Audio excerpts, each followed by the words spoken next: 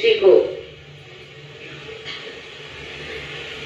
पूरी तरह से आशीर्वादित किया है, वो ये सारे जीवंत कार्य हर क्षण हर पल करती रहती है।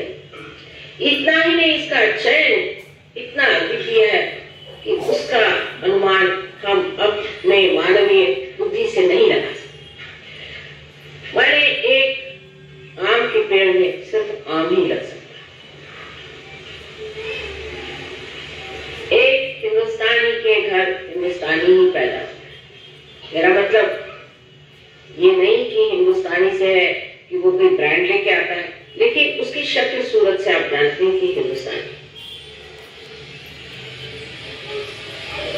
ये जो चयन है, ये जो चॉइसेस है, ये कितने गहन और कितने गणित से बने हुए हैं, उसका अंदाजा हमारे दिमाग में आ ही नहीं सकता। जैसे कि मैंने पहले कहा था कि सिर्फ एक ही हो सकता है कि जो ये सीमित बूंद है, इसे हम सागर में ढाल सकते हैं। सागर से एकाकार होने पर सागर की सारी शक्तियों को देख सकते हैं, जान सकते हैं और उसका आनंद भी लूट सकते हैं। यही कार्य ये कुंडलिनी करती है, लेकिन इसकी व्यवस्था इतनी सुंदर है इस साज कि ये स्वर सारे जाकर के अंत में अपने मस्तिष्क में पूरे यहां से लेकर के यहां तक सातों की सातों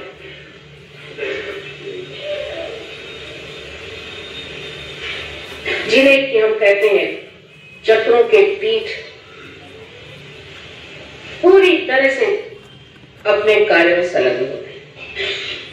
ये 7 चक्र जो हम नीचे देखते हैं, उनके पीठ हमारे मस्तिष्क के, यहां से शुरुआत करिए या यहां से शुरुआत करिए तो मूलाधार, आदि सब करते हैं यहाँ आपके हृदय चक्र, और हृदय के बाद यहाँ तक आप आज्ञा चक्र पे आ जाते हैं और यहाँ विशुद्धि चक्र है। ये तो सारा कुछ आप किताबों से जान सकते, लेकिन जिसने आपको बनाया उसकी कमाल देखिए। ये 7 स्वर बनाने के बाद उसके जो पीठ है, उसके हर एक स्वर का निनाद इन 7 पीठों से बने हुए इस मस्तिष्क में, इस ब्रेन में किस तरह से घुमाएगा,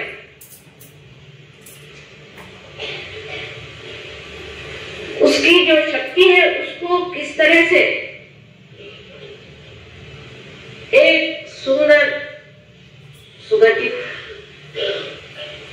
तालबद्ध स्वर में आलापा जाता है। ये कमाल चीज है जिसे देखते ही बनता है। इस कमाल को हम इसलिए नहीं देख पाते कि हमारी दृष्टि ही बाहर की ओर है, और अगर कहा जाए कि आप अंदर की ओर दृष्टि ले जाएं, तो आप कहेंगे कि ये कैसे करें मां, ये तो मुश्किल काम। आप अब इस वक्त मेरी बातचीत सुन रहे हैं, आपका सारा चित्त मेरी ओर है, लेकिन अगर कोई घटना घटित हो जाती है तो आपका चित्त वहां आकर्षित हो जाता है। उसी प्रकार कुंडलिनी का जागरण जब होता है तो जो आपका चित्त बाह्य में फैला हुआ है वो एकदम अंदर की तरफ दौड़ता है, और जैसे कोई एक कपड़ा चारों तरफ फैला हुआ, उसके अंदर से कोई चीज उसे ढकेलती हुई ऊपर की तरफ ले जाती है। इस प्रकार कुंडलिनी सहस्त्रार पे आने पर उसे चाक कर देती है, लेकिन उसका चाक करना भी इतना सुंदर है कि जब वो भेद होता है तो उस कुंडलिनी का प्रकाश उस सारे चादर में फैल जाता है। जो कहा है राम रंग रसदीनी,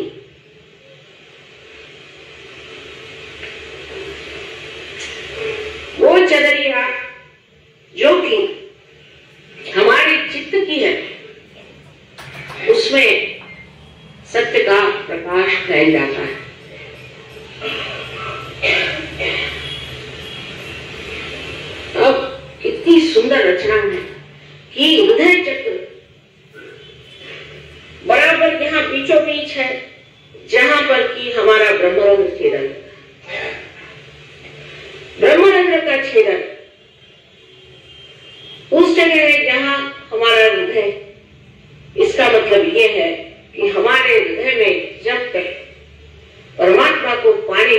इच्छा नहीं होगी तब तक ये भेदन ठीक नहीं होता। सारा काम हृदय का है, ये समझने की बात। आप लोगों ने बुद्धि से मेरी बात समझ ली है, बुद्धि से समझने की बात ठीक, लेकिन जब तक ये हृदय से संचालित नहीं होगी, जब तक ये हृदय से सर्कुलेट नहीं होगी, तब तक हमारे अंग अंग में ये बसने वाली चीज नहीं है, क्योंकि हृदय में ही हमारे आत्मा का स्थान है। इसलिए ये समझ लेना चाहिए कि हृदय को छेड़ने के लिए पहले हमें अपने हृदय को खोल देना चाहिए। इस हृदय में आत्मा का वास है, जिसके ऊपर 7 रंगों में इन 7 पीठों से प्रकाश फैला हुआ। इतना निकट का संबंध हमारे इस मस्तिष्क का, ब्रेन का और इस हृदय का। लेकिन आज हमारा हृदय एक तरफ काम करता है, शरीर दूसरी तरफ काम करता है और बुद्धि तीसरे तरफ खींचती है। इसमें कोई समग्रता नहीं। समग्र माने सब अग्रों में से एक ही सूत्र जाना चाहिए,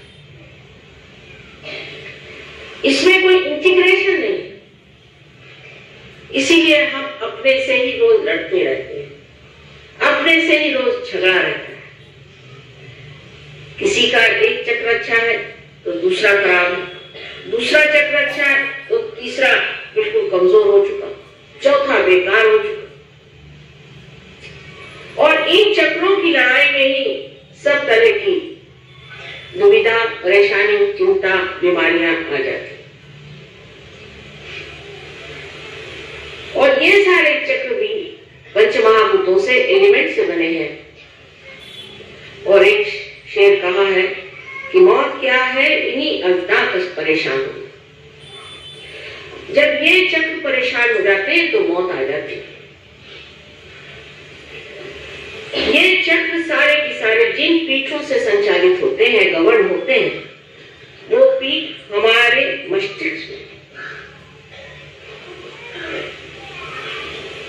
और हमारे मस्तिष्क से ही सेंट्रल नर्वस के साथ इन सारे चक्रों का चलन वलन हो सकता था, लेकिन होता नहीं। पैरासिम्पैथेटिक नर्वस सिस्टम से ही हम इन चक्रों को संचालित करते हैं। जब तक हम पैरासिम्पैथेटिक पर अपना प्रभुत्व न जमा ले, जब तक हमारा संबंध वो ऑटोनॉमस नर्वस सिस्टम जिसको हम नहीं चला सकते, ऐसी स्वयं चालित के स्वयं पर अपना जोर न जमा ले, तब तक न हम बदल सकते हैं, न दुनिया।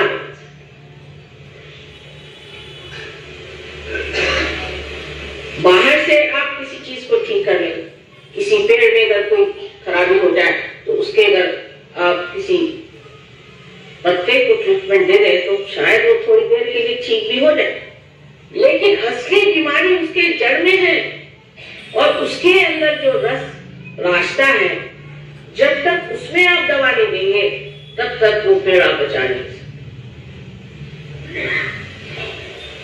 और इतना ही नहीं कि 7 पीठों का यहाँ सम्मिलन है।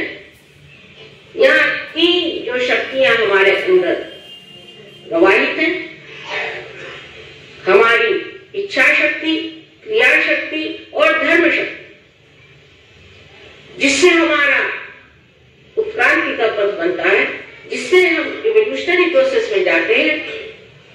ये तीनों ही शक्तियां एकत्रित हो जाती हैं। इस प्रकार इस मस्तिष्क में 7 चक्र और 3 शक्तियों का समन्वय होता है, लेकिन उनमें रिलेशनशिप, उनकी दोस्ती मात्र होती है, इंटीग्रेशन मेडिटेशन नहीं होता, समग्रता नहीं। जैसे कि एक ही स्वर में, एक ही ताल पर सातों स्वर नाचे, ऐसी स्थिति तभी आती है जब उनके मणि के छिद्र से एक ही कुंडलिनी जैसे कि डोर पुरोई जाती है, उस तरह से पूरी तरह से भेद करती हुई यहाँ पर सहस्त्रार को भेद देती है। यह सहस्त्रार के बारे में जितना भी कहा जाए कम है। सहस्त्रार जो हमारा आखिरी चक्र है, इसमें 1000 अंकुरियां हैं, जो कि वास्तविक हमारे अंदर जो 1000 रानियां हैं। डॉक्टर लोग इस पे कभी कभी बड़ा झगड़ा उठाते हैं कि नहीं 982 है या कुछ है। ये तो बिल्कुल हृदयहीन बातें हैं जिसमें कोई सुर नहीं, कोई माधुर्य नहीं। 1000 उसमें पंखुड़ियां हैं जो कि इन नाड़ियों को तेजोमय करती हुई ऐसी दिखाई देती है जैसे कि किसी कमल पुष्प में 1000 पंखुड़ियां हो और वो पंखुड़ियां सजीव होकर के और बड़ी सुंदरता से उनका प्रकाश आपस में झिलमिल मिलता। अत्यंत शांत ऐसी ये तेजो वलय से भरी हुई तेजपुंज ज्योतियां जैसे कि पंखुड़ियां हो, इस तरह से प्रकाशित होकर के और आंदोलन करती रहती। इस आंदोलन से जो हमारे अंदर आनंद निर्माण होता है उसे निरानंद कहते हैं। निरानंद माने केवल आनंद, एब्सोल्यूट जॉय। उसमें कोई दूसरी चीज नहीं बचा। आनंद में दो चीज सुख और दुख नहीं, केवल आनंद मात्र, और वो मौन ही में जाना जाता है। जैसे कबीरदास जी ने कहा था कि जब मस्त हुए फिर क्या बोले। वो जो एक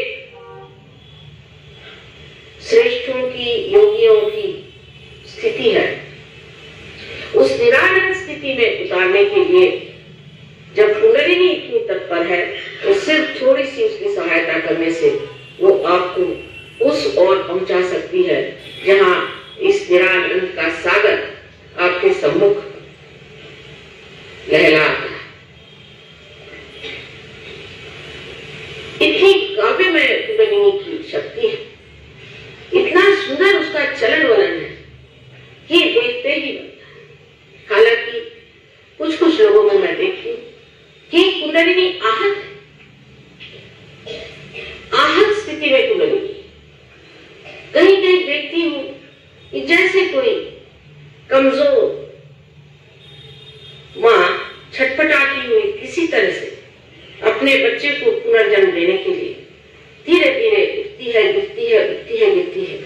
इस प्रकार ये कुंडलिनी बिचारी जो कि हजारों जन्म में आपके साथ थी और आज फिर आपके साथ आई हुई है, पूर्णतया प्रयत्न करती है कि किसी तरह से मेरे बच्चे को उसका जन्म। ये करुणामयी मां, प्रेममयी मां, ये आपको किसी तरह से तकलीफ कैसे दे सकती, जिसने हजारों वर्षों से यही प्रतीक्षा की कि मेरा बेटा किसी न किसी दिन इस शुद्ध इच्छा को पूरित करे और इस योग को प्राप्त करे, वो आपको किसी प्रकार से भी दुख नहीं दे सकते। लेकिन मैंने आपसे जैसे बताया, दुनिया में इतने कटु लोग हैं कि जो शुभ और उच्च चीजें हैं उनके प्रति भी कोई आदर नहीं, उनको किसी भी चीज के प्रति आदर नहीं होता। वास्तव में ये लोग स्वयं का भी आदर नहीं करते, इसलिए ये समझ ही नहीं सकते कि संसार में कोई चीज उच्च हो सकती है या ऐसी कोई विशाल चीज हो सकती है या ऐसी कोई महान चीज हो सकती है जो पूर्णतया पवित्र। हमारे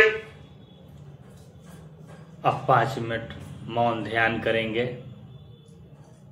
और माँ का चैतन्यमय आनंद लेंगे। जय श्री माता जी।